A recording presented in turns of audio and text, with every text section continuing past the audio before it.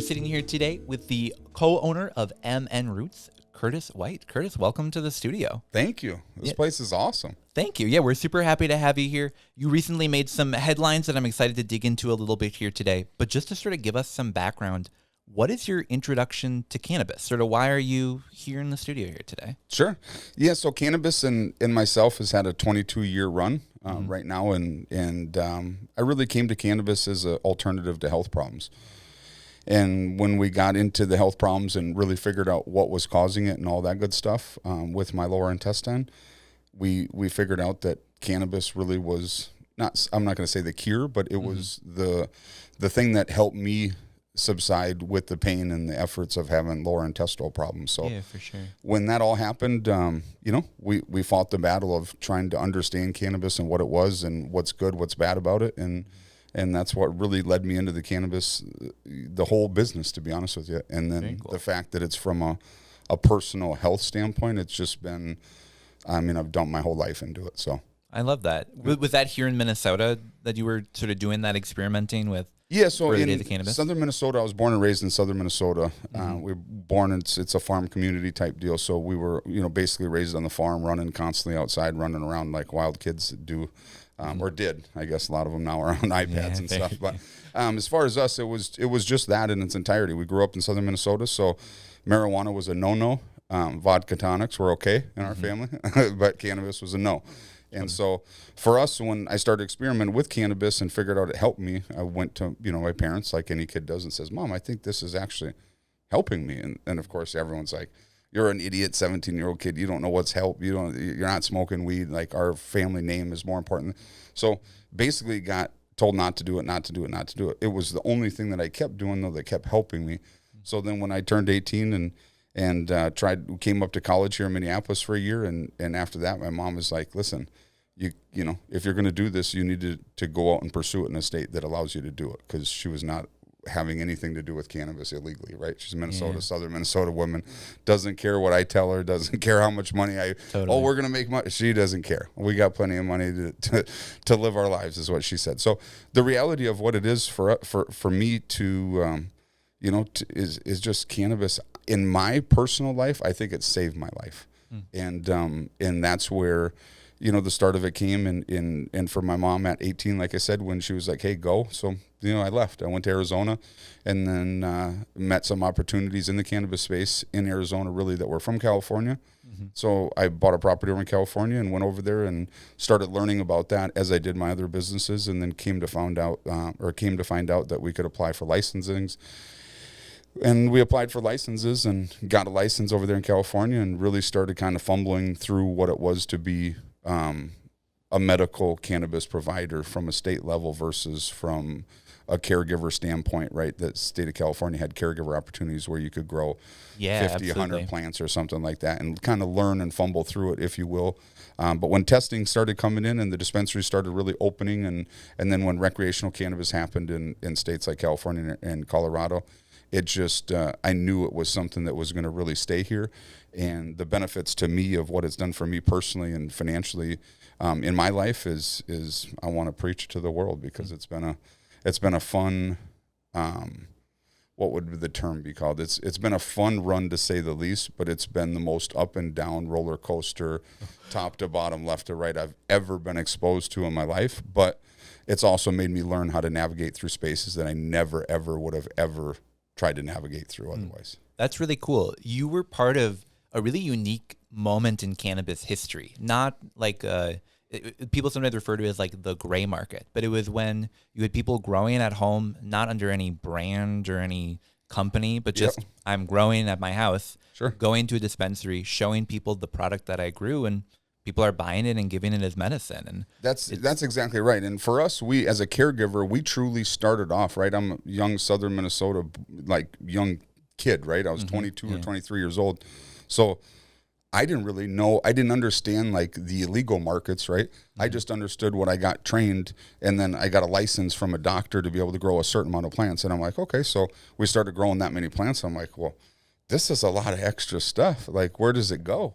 You know what I mean? What are we supposed to do with it? And at the time, there was nothing to do with it. It wasn't like, oh, donate it to your local charity. It's you smoke it, and you know what I mean? Just shut up and keep going, or what? You know, like, so the reality for me, it got into a point where we made it a real caregiver, right? We would bring medicine to different people and deliver it throughout, you know, the state of California, in Northern California, ideally, that we grew for those patients, right? So the caregiver people, let's say all of us in here had, you know, 10 plants or 20 plants that we could grow, and we all elected myself to grow it because they're like, oh, Kurt's got the time. He's a master grower. He's really good at it, and he brings us the best product. Totally. Perfect. So then it's like, okay, every week these guys want an ounce. Okay, so in our delivery system, we went directly to the people, and then we had our people, accountants and people in the state of California check and say, hey, this is what we're doing. And they would come to us and say, we've actually never seen anyone actually delivering really like how you're supposed to in a setting of a caregiver, and how much we were supposed to take. None of that was ever, it was never timelined, or it was never really put. Yeah, it wasn't never, it was definitely never followed, but most of it wasn't even dependent on which county it was.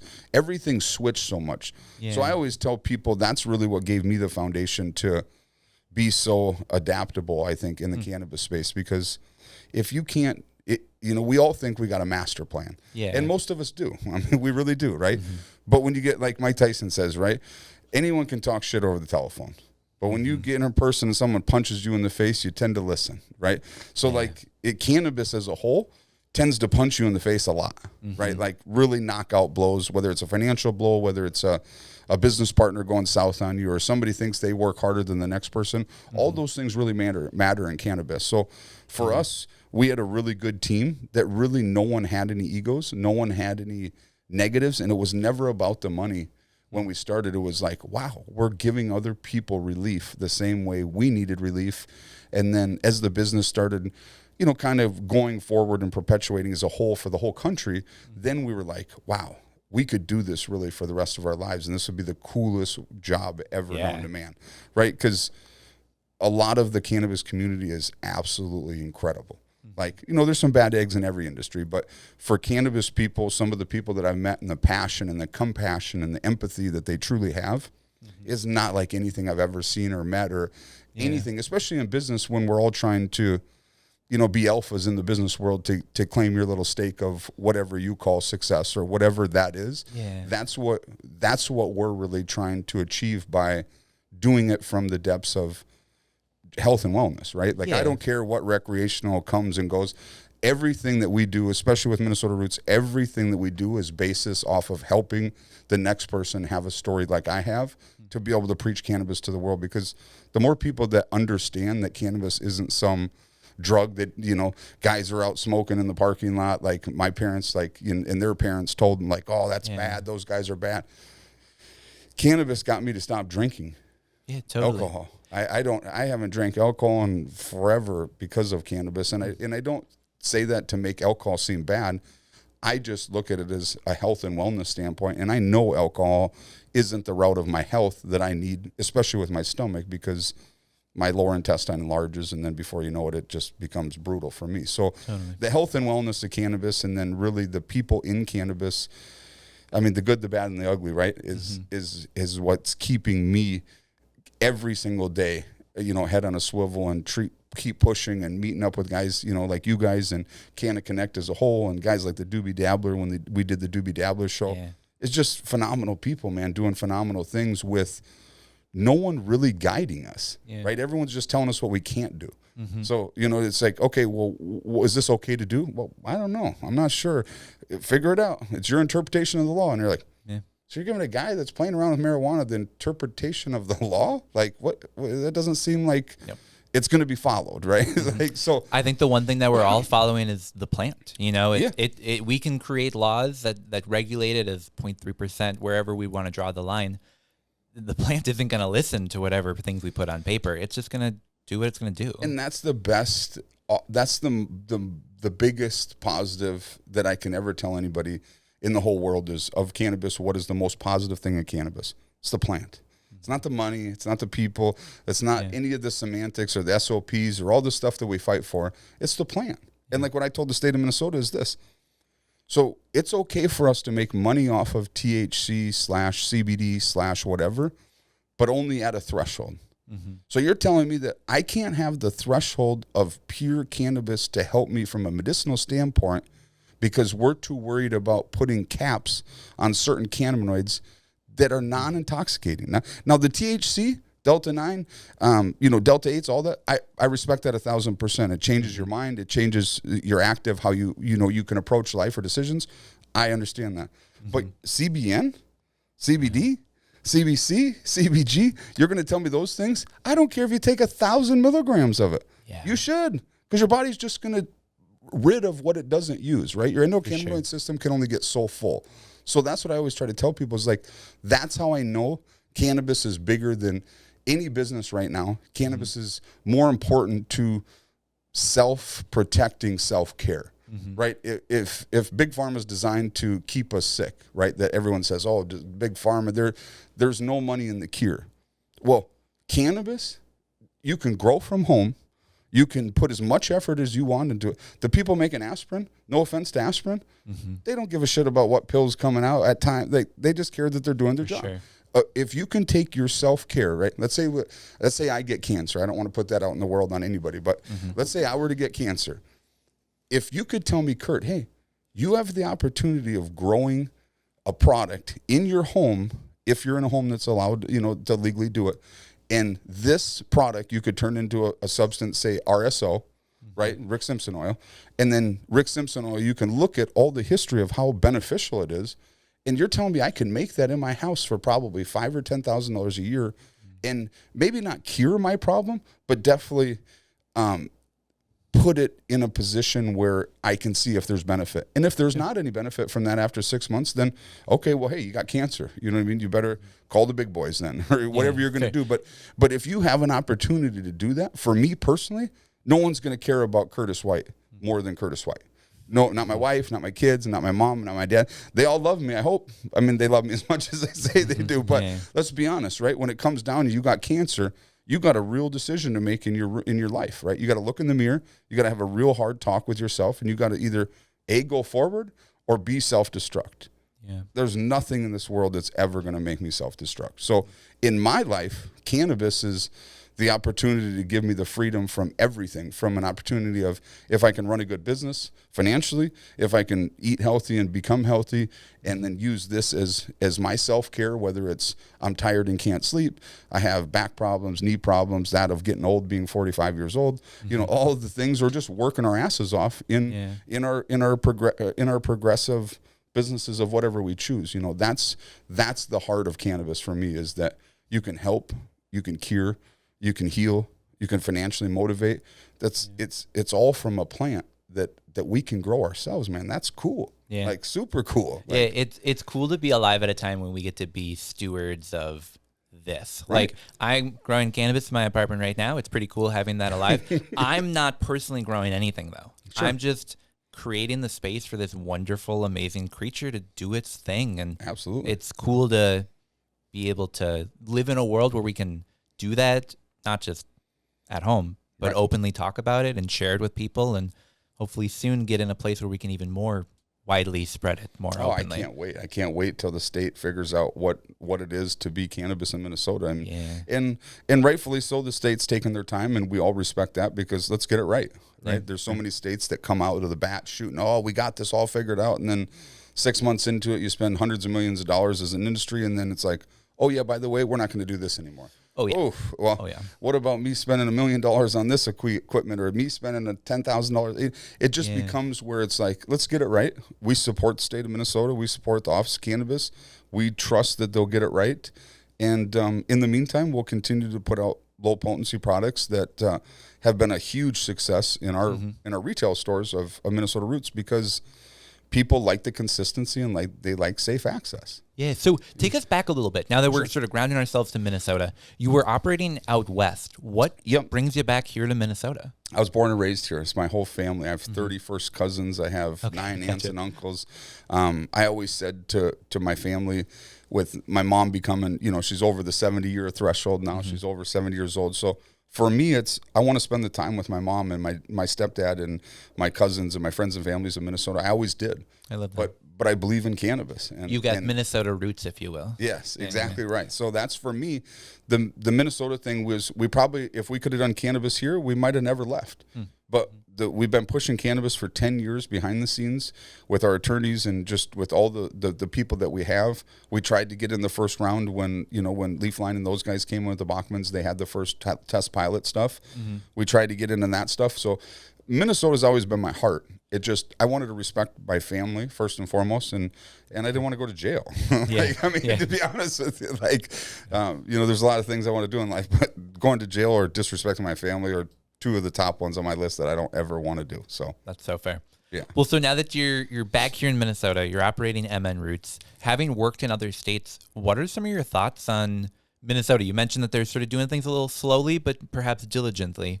What are you thinking about how our industry is going to look in a couple months? I think the opportunity is there. I think, the Office of Cannabis, the people that they're putting in charge are definitely going to have their hands full, but it's not because they're incompetent or they're bad at their job. None of that. Just think if we were starting the booze business or liquor, right? How many caveats you don't think of, from whether it's, riding a horse drunk, and you could still get riding a horse drunk, I think. I don't know if that's even true, but I mean, I know you can get a riding a bicycle, because I saw a guy get a DUI on a bicycle. So if all those caveats for cannabis were in place, it'd be one thing, right? But the fact that we're starting something from scratch as a whole industry with a collective group of people in non-traditional business tactics, I would say, like your engineers, the best engineers in the world aren't coming to the cannabis space. They're just not. The doctors in the world, they're not coming to the cannabis space, because there's an element of well, what if I got in trouble? What if I'm doing something that I don't know, right? It's just too much of a hot potato. But 5-10 years from now, when legalization, hopefully under this new administration here in the president's level, hopefully they do criminalize cannabis like they were talking. I hope they do. You know what I mean? For sure. And if they did, then that would be a great thing to really put on their administration. Now, I don't care what anyone thinks about politics. It's not a political thing to me. It's a item that's controlled by politicians. For sure. I don't care left, right, and none of that matters to me. It would be a monumental Republican move. For sure. Absolutely. And that's what scares me the most, right, is that, a lot of people say a lot of things in campaigns, not just presidency and not just in the United States, just people want to get what they want to get, and they're willing to do what they're willing to do for it. So I hope in the administration side of it, just from the business standpoint of 280E, for example, and the accounting side of it for retail dispensaries, it would take people right now that are operating at a 35-40% margin that maybe take home 5 or 10% of it. It would allow them to really, truly run their business the right way and get the advantage of being able to run a business with 30-40%. You go talk to any business owner in the world, if you can have a 30 or 40% margin in your business, that's incredible. But in the cannabis space, even if you have that margin, the 280E factors come in, and then some of the other legislative-led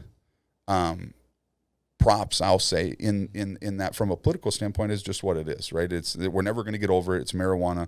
Big Pharma doesn't want it. Alcohol didn't want it at first, but I think Minnesota actually is going to be the first state in the whole United States that got it right on low potency, in the sense of supporting these drinks. Because we can go into any of our, every day we get a report of our retail stores, for example, on the drinks, the THC drinks. And in our location in Elk River, for example, we sell anywhere between, on a slow day, 25 drinks, on a good day, 75 drinks. So what that tells me is that people are enjoying the drinks. Now, it's not just our drinks, not just our Kush coolers that we make, but we have everything. Every good drink that we feel like, because I drink them. So, you know what I mean? I'll tell you what I like. I'm a soda guy, so I love all the sodas. I love all the, all the other drinks as well. But in my personal opinion, what's going to save a lot of these microbrews and save a lot of the alcohol business is THC. Yeah, it is cannabis. You put THC in any market, within a year, 50% of the sales go to THC. In any business that you run, if you're not looking at what the disruptors are, you're an archaic business owner. You're going to eventually fail. So as a business owner, these bar owners, I know them, they're calling us all the time going like, Kurt, we need whatever you have that you do through your wholesale, we want to be able to put in our bars. We know it's good. We know you have test results. We have all those things. So that to me is once alcohol supports it as a peer and let's monetize this together, I don't think there's going to be anybody that hates the cannabis industry other than Big Pharma. And I think Big Pharma just is scared that they don't know how to monetize it, right? Yeah, absolutely. They've been in their business a long time, and they got all the pieces kind of put together to where they can kind of not necessarily monopolize, because I don't want to say, oh, Big Pharma's bad. If I get cancer, believe me, I want to call, Big Pharma. For sure. Well, but I think you raised such a great point where like it's hard to make money off of something that people can grow in their homes. And I think that's what they're scared about. Is you can a cancer patient, someone told me, is $800,000 a year to have a cancer patient on the books for, like, say, an insurance company, right? Yeah. That same cancer patient, if they used cannabis, now I'm not saying that chemotherapy and cannabis are the same thing. I'm not saying that at all. For sure. I want everyone to understand, like, I understand there's a point where cannabis can't do shit for cancer. I get that. I respect that. But let's use that first before we put all this poison into our body. Yeah. I think it comes back to what you were talking about at the beginning. I've heard the phrase before, anecdata, where it's like, I'm finding relief from this in my own life. I don't have a study I can point to, but I can say I found relief from this. And I think you get this chorus of people that have found relief from cannabis in their life that creates this understanding of, it's not the solution to everything. Sure. But cannabis can be something that you can use throughout your life, from wellness, from health, to relaxation, to so much in between. It's really an incredible plant. Absolutely. So I want to talk a little bit more about some of the work that you're doing here in Minnesota and some of the advice that you have for entrepreneurs. But first, we're going to take a very quick break, and then we'll be right back. Awesome.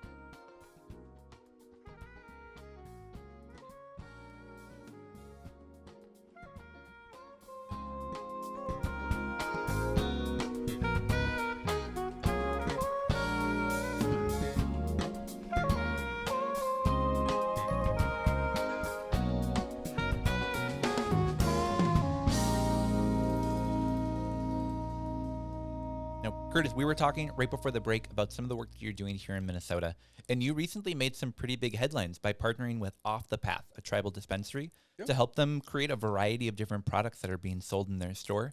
Talk us through a little bit about sort of how that relationship got started and what you're doing. Sure. Yeah, so Off the Path is our second tribal kind of dispensary that we've kind of teamed up with in a different way. And Off the Path is an incredible group of people that have done an awesome job at getting where they're at and stuff. So we teamed up with them on their packaging stuff and just really overall liaison to cannabis, just kind of knowledge and things like that. And more doing it as a benefit to them versus us. We're not per se getting money monetarily from them. But as far as working with those people on a level of, again, it's the guidance of cannabis, right? Like for them, they're tribal, so they have different rules. The Office of Cannabis doesn't necessarily govern them, right? But they want to be governed by the Office of Cannabis rules, so then they can stay within their confines and guidelines. Yeah. So on the tribal side of it, it's really different because every tribe has different bylaws per se, and different testing requirements and different requirements of packaging and things like that. So as of the last probably month, we got in a position to where we were able to talk with them and help them and kind of guide them in the path of what it is and what the difference is, because THCA and THC recreational cannabis, THC, people don't understand. Yeah. So they're like, excuse me, what can we have? What can we not have? All these things. And as a professional in the business, obviously when you're dealing with the tribal stuff, it's different. So it's very subjective to the opinions of the attorneys of the tribes. For sure. And so with that comes just this, whole subjective matter that can we have this? Can we not have this? Can we do this? Can we not do this? We can't ship over state lines as far as certain cannabis products, but hemp products we can. So they really kind of brought us in to help navigate what they can and can't do, and then ultimately try to put a grow together with them to be able to help them grow in a kind of a little bit of a bubble, if you will, for them, because they're in the position too, just like all the other tribes is, you hear all these huge facilities going up and growing, and it's like, okay, well, if our partners at, say, Leech Lake or at Red Lake or at White Earth or at Mille Lacs or any of these people that get their big grows up, right? Like Mille Lacs is doing, I think, a 50 or 80 or 100,000, something crazy big, right? So, which is incredible. That's awesome, and that's what we want is progress within the growing, because then we can actually open up stores. So for them, no one's open yet, right? So it comes now as like, okay, do you put THCA flower in there? Do you put hemp flower in there? Can all this stuff be made from basically CBD, but yet make it THC? And those were all the questions that they kind of brought us on. And so when we had all the questions, we got to meet them and got to understand who they were. And they're absolutely incredible guys and girls that are over there, their whole tribe, their whole community. It's just, they've supported cannabis so much.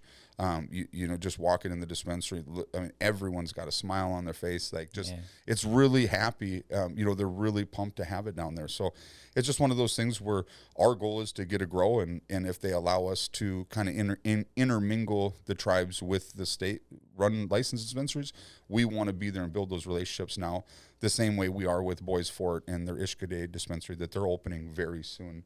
Which, Stephen, you know that even more than I do. The date keeps getting pushed back a little bit because of the semantics of getting open. But another thing that we've been there with since the beginning with them, and really tried to guide them in the right way of not overspending and not overindulging in the allure of the big spend to cannabis, because it can smack you in the face hardcore.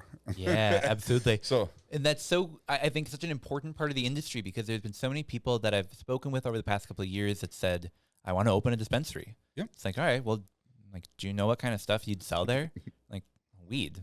Like, cool. Okay. Yeah. There's a lot more than just weed. Yeah, no, that's 100% it. And we want all those people, those novice people like that, to the guys like that are in 10 states running, operating. We all have a lot to learn, I'll tell you, especially with Minnesota, the growing patterns of Minnesota, and just the humidity problems and the cold problems, and all the stuff that we're going to all learn. So I always tell people, you want to get into the cannabis business, just prepare yourself for the hardest job you've ever done in your life with no management. Okay. Right? Because you got to understand that if I'm a grower and you're a grower, you might grow awesome, but you might grow it a completely different way than I do. Your way's not wrong, my way's not right. But you got to be able to manage the chaos of not knowing any of the path. Yeah. And trusting that it's going to work because of your heart and passion. Like I tell people, if you don't have the passion for cannabis, it'll eat you up. It don't even, if you're getting into it for the money, don't. It's a long road to the money, right? Yeah. But it's a absolutely life-changing road to take on an experiment, as far as if you have the passion for cannabis and you do it. Because like I tell everybody, it doesn't matter if you're a doctor, it doesn't matter if you're a lawyer. If you go into work every single day as a lawyer and you hate everybody that's a lawyer and a judge, man, life's going to be tough. Yeah, for sure. So for us, we get to walk into plants, and plants, they want to be happy every day. We just got to listen to them. I love that. I love the perspective of letting your passion guide what the next step is. That is, because I've failed 85% in cannabis more than I've succeeded. But if you have the failures and learn from them and put it into the success part of it, you only need to succeed a couple times to your failures. Absolutely. Because you only have to put fuel on the fire one time or two times, and it works as far as financial goes. And then if you have the basis of who you are as an individual, and you're not trying to find ways to skirt laws, but really to cooperate and to consistently abide by them, it becomes really simple to be successful in the space. But it's a huge mountain to climb, right? It's financial risk, it's knowing risk, because everyone's like, oh, well, weed, you can just grow it, it's easy, it's this and that. It's like, part of that's right. But for the stuff that I smoke, it takes a little bit more than that. Like, absolutely. So, the plant will grow. Will you want to smoke what it grows? That's 100% right. Yeah. So take us forward a little bit. One thing that I often hear from people, especially right after Island Peze started selling vape carts, is, oh, this is hemp. Yep. This isn't going to be what I want to buy. Sure. What might you say to someone who maybe is still caught up in that classic hemp, cannabis, two separate plant mindset? Go smoke it. Okay. Yeah, there we go. I mean, that's as easy as it comes. Like I tell people all the time, like, we have hemp derived distillate basically that comes out of the cannabis plant or out of the hemp plant and stuff like that. And I tell people I could show you a taste test like you do with vodka, for example. Vodka, you have 10 of the best flavors, and there's some people out there that really can tell that, right? And there's some people that can't. And that's what I tell everybody. 90% of cannabis users in a recreational market have no idea. They've never used it, and they're going to take an edible, 5 milligrams, 10 milligrams, whatever they get, and it's going to do something. And they're going to either A, like that feeling, or B, they're not. And if they don't, they're never going to have to use it again because it's like, I tried that, I don't want to do it again, right? But the people that do, then it gets to be like, now, okay, hey, this is cool, this is an edible, this is a drink, this is a joint, this is a blunt, this is a bong, this is a, whatever. The whole spectrum. It is, and that's why I tell everybody is like, well, how much can you smoke, Kurt? Well, as much as I need to stop having the pain that I have at the time. I'm not just smoking just to smoke, right? I'm a medical user.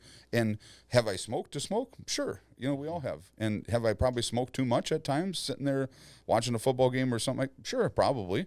Just like, 9 out of 10 people who have drank alcohol longer than a few months, right, have probably overindulged. And that's okay. I tell everybody it's okay. But the one thing I will say with THC, when you overindulge, it tends to be a lot harsher in the morning to be like, oh my God, I feel like, what the heck is going on? Whereas alcohol, you expect a hangover. You expect the hangover to dissipate. People don't with cannabis, right? They're like, oh, I never thought I would have a hangover. I never thought I'd have this. And you do. And then we go tell them exactly what it is and why it is and why this and why that. And they either listen or they don't, even in our retail stores, right? They tell people you're going to take a 10 milligram CBN gummy with 25 milligrams of CBD, and you take it at 9 o'clock at night and you go to bed at 9:30. Like, you're never going to feel it. You're never going to understand what it truly does. And then you're going to wake up in the morning and feeling some type of way, and you're like, there's no value. I'm like, take it 2 hours before bed. Enjoy it. Enjoy the relaxation. Enjoy the feel of what it is. Let your body understand that you're responding to your body. If you need more, take more. If you need less, take less. And that's really becoming what it is. We're in such an early time in the industry where, like, imagine going into a liquor store and the person working there is like, so have you ever drank alcohol before? Like, well, I'd start with about this much and wait 30 minutes. And, like, we just don't have that mindset around alcohol, whereas I think so much of cannabis is put on the retailers, the distributors, the reps, whoever is supplying the cannabis to actually educate the consumer on, like, well, how do you use this? Well, and that's a great statement, because bud tenders at the dispensaries, like I tell everybody that's getting into the business, you want to be the best, just educate your bud tenders. If you educate your bud tenders and I come into that store, I'm going to be the happiest dude you've ever met in your life, because knowing being in cannabis 22 plus years, I still don't know a lot of things. And I sure as heck don't know what your best strains are. Yeah. You know what I'm saying? Like your best strains are your best strains. So I go in everywhere like I do into a restaurant. Like, what's your best thing on the menu? What do you think is the best thing? Every single time I pick Platinum OG, done. I'll take an eighth of that. Gary Payton, I'll take an eighth of that. You know what I mean? And I really do that to any market that I go into and see there's $100 eighth on the shelf. I'm buying it. Not because I want to get killed over $100 eighth, but I want to see if you're charging $100 an eighth, it better be something special. Yeah. Like really special. But I do it being in the industry to see what is so special. 9 out of 10 times it's marketing. Yep, so, you know what I mean? Joke's on me, right? Because I'm the idiot who's the special thing is really cool packaging. Yeah, exactly. So I think just that alone can really drive the passion of of cannabis as a whole, because it really is an open road. Like, there is no marketing tricks yet. There is no Coors Light, if you will. There is no, Anheuser-Busch yet. That is an industry that we're all working together to try to put our stamp on the mix of, like, hey, we want to be the very best. Like in our groups, in our business, we always quote Ricky Bobby, if you're not first, you're last, right? So I mean, we have a desire to be the very best. And with that comes haters, and it comes people that don't want us to be the best, comes people that think we're full of shit, people that this and that. I don't care. I really don't. You can think whatever you want to think, but believe me, you won't outwork us, right? And you won't out message us, which is teaming up with, you know, guys like yourself and Steven with Canada Connect and the other people, the Iron Range worker guys, the random connections that you meet in this, and then all of a sudden you figure out like, wow, these guys are really cool. There's a different approach to this. There's a different this. And then it becomes this just kind of melting pot for success, right? Because you can take 10 guys in a row, and if they all have the same thing, I mean, I'll take that over any CEO, any smart Ivy League. Give me 10 farmers that know what they want.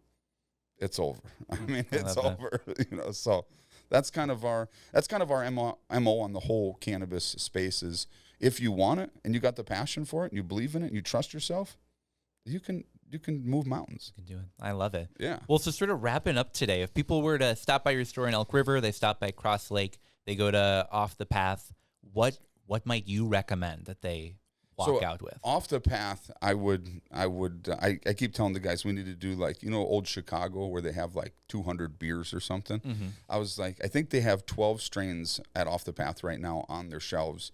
And like I told them guys, we got to come up with something where when you try all the 12 strains and you review on them, that we give something to them that's of benefit or something. Coming to the Northern Lights podcast soon. Yeah, exactly. Yeah, exactly right. So on some of those things, we're just everything's so new. They've been open for 10 days. So I tell them is like take 30 days, really get your policies, procedures into effect. Which, I mean, they have. There's not much consulting that we've done on any of their policies, procedures, what they're using for as far as like Dutchy and things like that. I mean, they're really on it. I mean, they really have done everything that we're helping them with their brands. Off the Path brand is going to be absolutely incredible.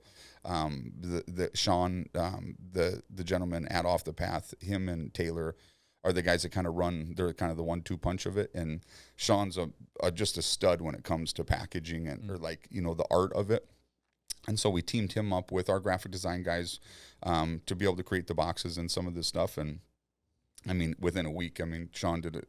I mean, it's incredible. So Off the Path is, I mean, throw a dart, whatever it lands on, it's awesome. I mean, as far as Minnesota Roots in our stores in Cross Lake and Elk River, I would say, our THC drinks, our Kush coolers are unbelievable. We just got Lunar drinks in, I think are phenomenal too. The guys at Lunar are super awesome dudes.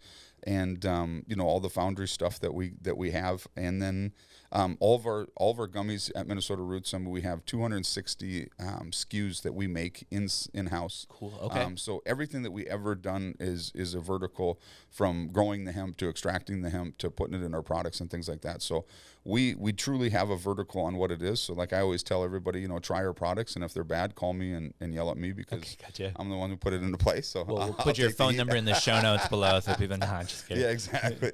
Yeah, no, I appreciate that. So if people stop by MN Roots, definitely give your products a try. Yeah, try the Minnesota Roots gummies, the Kush coolers, no doubt. And then we have a ton of awesome, a lot of the legal mushroom stuff, from the Tray House mushrooms to our in-house brands of mushrooms as well, which is Spores MD. And I mean, I think we have 1,150 SKUs in the stores. Okay. So it's just definitely, and if you're uneducated about cannabis, go in those stores, because they will educate you. You can ask all the questions. You have direct, I mean, everyone's trained by me personally. So I don't, the excuse of like, oh, they're new, that they won't be on the floor if they're new. Like, we really take a lot of pride in cannabis education, because I've been told so much wrong stuff in cannabis, and it's tough to follow a path if you don't have the truth. Yeah. Well, thanks for helping to make our industry more educated, helping to get high quality products out to people, and helping to, get our tribes off the ground and running. It's cool to see this industry start to come together. Absolutely. So Curtis Wright, co-owner of MN Roots, thanks so much for coming in the studio today. We really appreciate it. Absolutely, guys. Thank you for having me. I appreciate it as well. Yeah, we'll be right back.